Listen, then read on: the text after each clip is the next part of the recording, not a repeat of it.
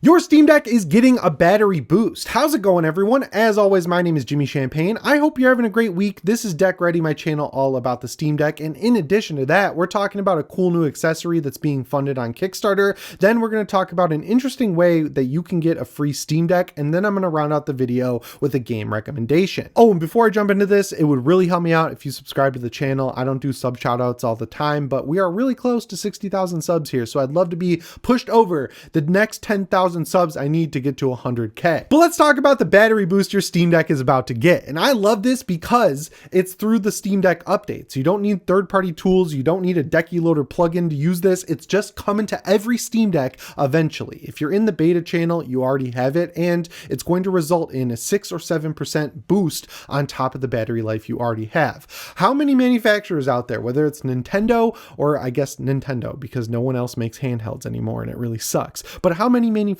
out there improve their battery life over 2 years after their console comes out? Not many. And the interesting thing is, this is going to get better the older the game is that you're playing, because it's all tied into the frame rate limiter on the Steam Deck. So there's this thing called polling rate, and the way I understand it is that when you're using a frame rate limiter like the Steam Deck's built-in one, it checks periodically to make sure that the game is actually running at the frame rate limit that you set. And so it's not running at like 35 FPS if you set it to 30. And when it does that periodically, it drains the battery life. But if you're playing an older game like Left 4 Dead 2 or Half-Life 2 or Borderlands 2, a lot of 2s in there, essentially the game is easy to run. The Steam Deck will be able to pay attention to that and say, well, this game internally could run at like 290 FPS, so this person's limiting it to 60. We don't have to check every 2 seconds to make sure that it is running at 60, so the polling rate is decreased. And then when you go play a game like Ghost of Tsushima, which came out last year on the PC, that game is harder to run. The Steam Deck will be able to pay attention to that. It'll increase the polling rate and you'll get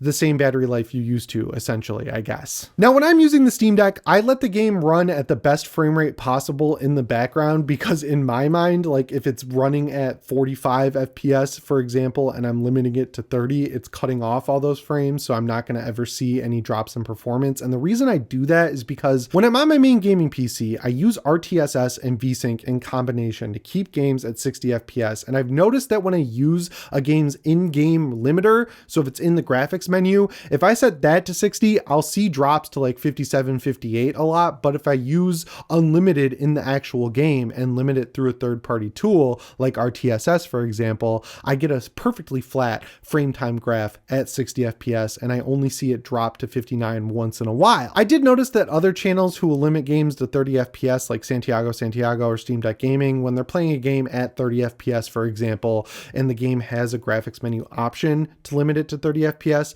they'll do that in tandem with the Steam Deck's frame rate limiter. I don't really know what the best way is. I'm just telling you how I do it, because placebo-wise, anecdotally, I guess, if I want to use the right word, I get the best results when I do it that way, by letting the game run at unlimited and then using the Steam Deck's built-in frame limiter on top of that. So I guess this battery life update will probably affect me the most because of the way I run games on the deck. But yeah, regardless of how you do it, you're going to get better battery life. Again, if you're in the beta channel, you should already have this, but if you're in the stable channel like me, it shouldn't be too long before this ships fully, because it seems like it's already working. But that brings me to the second news story here, which is about a cool accessory that I think I'm going to pick up. So we all know that either Steam Deck you buy, the LCD or the OLED, they both come with a case. The cheaper model of the OLED and the LCDs come with a hard shell case, and then the more expensive model of the OLED comes with a hard shell case that you can then Velcro out a slim case. And that's what I use when I travel most of the time, because I have a pretty normal sized backpack. It's not one of those backpacks that you can throw a car into, you know what I'm saying? And I like the slim case because it doesn't add a lot of bulk to the actual Steam Deck's already big size, but this thing is going to keep the Steam Deck as slim as possible, because what it is kind of like the smart cover for the iPad, where you magnet it on and then you get the screen cover to protect your iPad screen when you throw it in your backpack. That's what this is. So it clips onto the back of the Steam Deck, and then it's a flip over screen protector. But the cool thing is it has half circle cutouts to keep the sticks in place, because people have used stuff like this in the past and it covers just the screen, but then when they throw their Steam Deck in their backpack, the sticks can like pop out from being moved around too much. So this will keep them in place very similarly to how your Steam Deck's free included case already works. And they went the extra mile with this, which I like. So when you have it flipped back so that you can play your Steam Deck, you can still charge it and none of the ports are covered or anything like that, and the fan isn't covered. And then when it's closed, the same thing goes for that. So if you're using your Steam Deck docked and you're only using your monitor screen, you could just flip the Folio closed, keep the sticks in place, and use your mouse and keyboard to your heart's content, and you won't have to take this off when you want to play your Steam Deck and throw it in your backpack. So it's made to just stay on your deck, and I think that's pretty cool. If you want to pre-order one of these for yourself, just Google Deck Folio Kickstarter. It'll come right up. I double checked, but yeah, I think I'm going to grab one of these because it looks awesome. It's like the slimmest way to keep your deck protected when you don't have a lot of backpack space. I just hope they can figure out how to figure out the launcher situation, because I'm going on a trip to Nashville for my birthday next weekend. So if you see me, say hello. So I downloaded Red Dead Redemption. I was like, this will be perfect. And then I realized the Rockstar launcher doesn't work unless you're connected to the internet. And that kind of defeats the whole purpose of having a device like the Steam Deck at all. So Valve, please figure out how to get these launchers off, like the Ubisoft one, the EA one, and Rockstar launcher. Like it would just make things so much better. I know you're a hands-off company, you're letting your storefront be libertarian or whatever, but that's something that I feel like it would be worth talking to these publishers about. And that brings me to the third news story here, which is a really interesting way that a guy was able to get a free Steam Deck. So if you've used Steam, you've probably noticed that when you play a game, you get these trading card drops. And the way it works is that when you're playing a specific game, you'll get specific drops of specific cards related to that game, but sometimes you can get lucky and you'll get a card pack, which can have cards from any game you already own. And those things are tradable on the Steam marketplace for store credit or real money. And most of them sell for 2 or 3 cents a pop, but this guy had a great idea to see if he could sell enough trading cards to build up to the cost of a Steam Deck. Now, if you wanted to do this yourself, it would probably take you a very long time because again, these things sell for like a couple of cents, but there are a few out there that do sell for a little bit more. And this guy took it a step farther by going on Twitter and Reddit and saying, hey, I'd love to get a free Steam Deck by selling trading cards. So he figured out how to get better cards that were worth more money from people. And he was actually able to not only build up enough to buy 1 Steam Deck, but 2. And then he took that second Steam Deck and he donated it to a children's hospital so they'd have the ability to play a Steam Deck while they're in the hospital. And I just think that's really cool. The way games and storefronts have messed around with ways to earn real money or store credit is really interesting. I'll never forget Diablo 3, how when that came out, it had a marketplace. So if you got a really good drop in the game,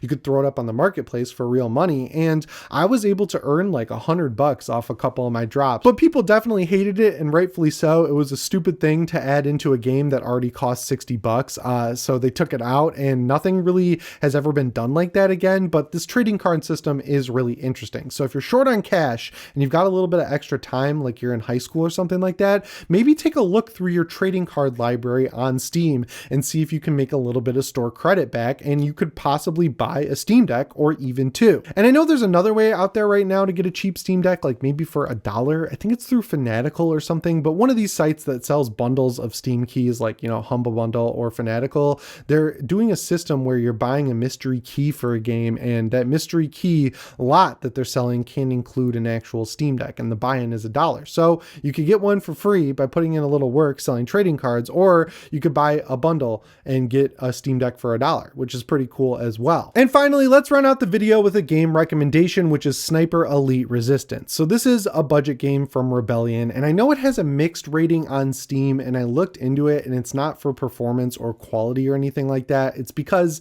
this is essentially like a DLC expansion to Sniper Elite 5 that they're selling as, a standalone game, but it's already a budget game at $50, and it's really fun, and it runs really well on the Steam Deck. I just set it to 30 FPS at the medium preset, and because it's a budget game, it's not going to be like, Ghost of Tsushima graphics or anything like that, but it's good enough on a handheld. The biggest problem I've had is that I just suck at this game, which is weird because I remember playing Sniper Elite 4 and like having a great time with it. I ended up beating it in one night. I figured out the sniping mechanics, but the way this one works is when you're in the sniper view, there's like 2 white reticles. There's a top one and a side one. And because of wind direction or the angle you're aiming at, you have to line up those, not necessarily the crosshair in the middle of the screen. And you can cheese it, or it's a mechanic in the game, so it's not really cheating. But if you hit RB on the Steam Deck, it'll slow down time and give you a little crosshair within the big crosshair. And you can just, aim that over the guy and get a free shot.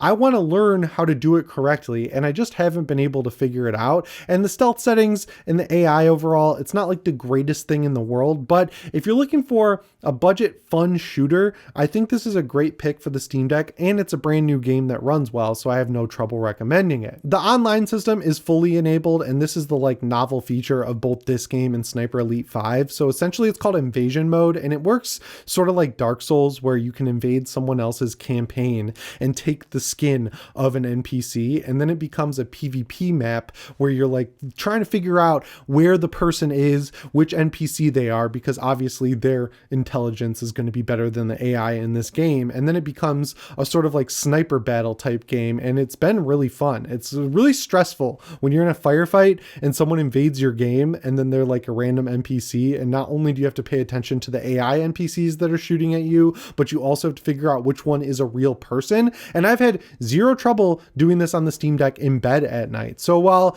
it's not necessarily the biggest budget game ever, I think it's worth picking up. If you just want to see how this stuff works, I went and checked, and you can get Sniper Elite 5 for much cheaper than Sniper Elite Resistance, but you know, there's less players on it. So if you want to take advantage of the invasion mode, I would buy the newest one. I just bought the deluxe edition because I really like Rebellion. They make the Zombie Army trilogy and Zombie Army 4 Dead War. I played a lot of that on my Steam Deck, and it runs really well. It runs up to 60 FPS. This one, you're going to probably have to run it at 30 or 40 FPS, but I really haven't had any crashes or anything. And for the most part, it stays at a pretty much locked 30 FPS across the board. The combat is cool because it's not just sniping. You can actually play this like a third-person shooter, but it is a lot like Metal Gear Solid, where you're just as squishy as the AI people you're fighting. So it's not necessarily the best way to play this game, but I've been in some situations where I'm in the sniper view and a guy sneaks up behind me, and then I have to turn around and shoot him with my Thompson minigun or whatever. And it's just a cool emergent combat style game that I think is worth picking up for a handheld like the Deck. But yeah, that brings me to the end of this video. As always, my name is Jimmy Champagne. I'll see you in the next one. Thanks for watching, and shape on.